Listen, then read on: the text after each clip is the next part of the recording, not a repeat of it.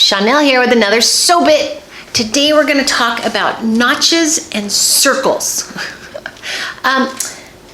In pretty much every pattern, you will find little notches, little notch marks. Let me see, I'll show you. And little circles.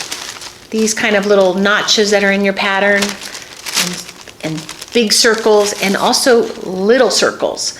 Those are little indicators of what matches where and all that kind of stuff. It'll show you in the directions. It'll say match notches or match circles.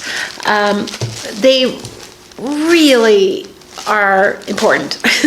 At least I don't use the little circles that much. They're usually on a like 5/8 and a 5/8 or something, but the big circles, definitely, they tell you where an intersection's happening, like what's supposed to match up. And a lot of times, like, it's not supposed to be sewn all the way over, but sewn to the circle kind of thing. And notches are really important. They really help guide you. It's like it's a puzzle piece. You know, when you take these patterns off of your fabric, you just have this weird shape, and it could be a total puzzle. But if you just look for the notches, it tells you where to guide stuff. Now, this is a pattern that I've been using in my intermediate sewing class for quite a while. It says easy to sew. It is not easy to sew. There's no there's no zipper in it, that kind of thing, but it's an asymmetrical. So I use this pattern a lot. They don't make it anymore.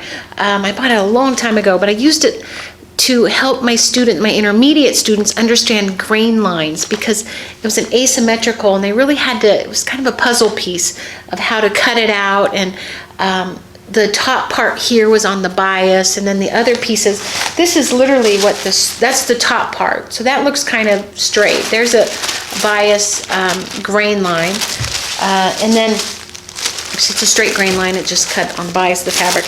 Here is another piece. It does not look like a skirt at all. So it's kind of a really good test on how to use the notches, and lining.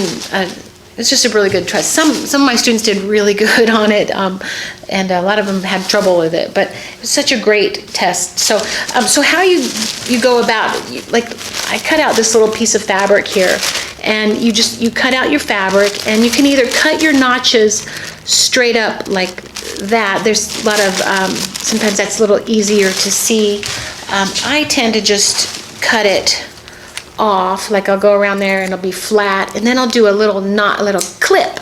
That's actually what they do in the garment district. So if you ever see the people that sew all these, they just sew and they find they just like match it up to there, sew it, and it's a little clip.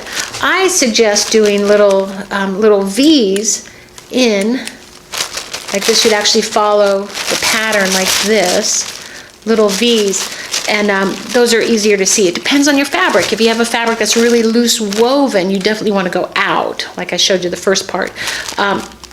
These will really help. I have seen people take out big chunks like that, and what happens there is, remember, your seam allowance is down at 5/8, which is probably right at the edge there, and then you've compromised your whole seam allowance, and then this starts to fray, and pretty soon you have a hole. So it should just be a little notch, by the way.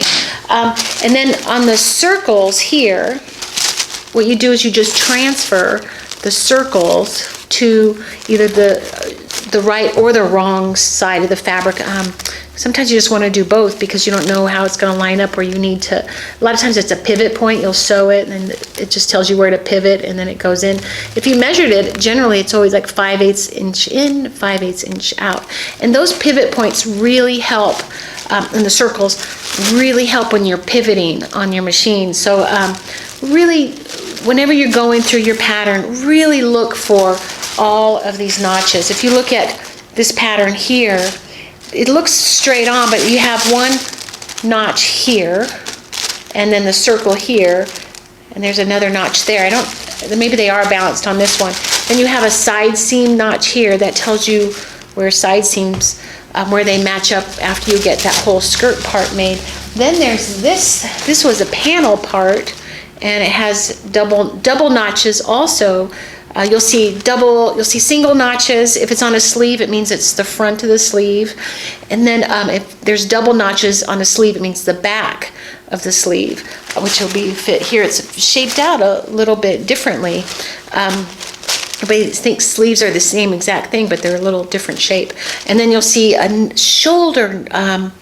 Wish they'd put a notch there, because it's really important to put a sleeve in. They have usually a little circle. I always mark the shoulder on there. I'll put a little V in the where that the circle's not even enough. I like to put a little V right where the shoulder is on a sleeve. But those notches really go after you cut everything. Don't take the pins off.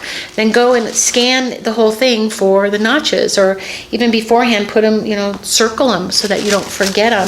They're easy to forget. And then if you forget them and you're sewing along and things aren't matching up, and I do this with my students all the time, I'm like, well, where's the notches? That's how you know what goes where.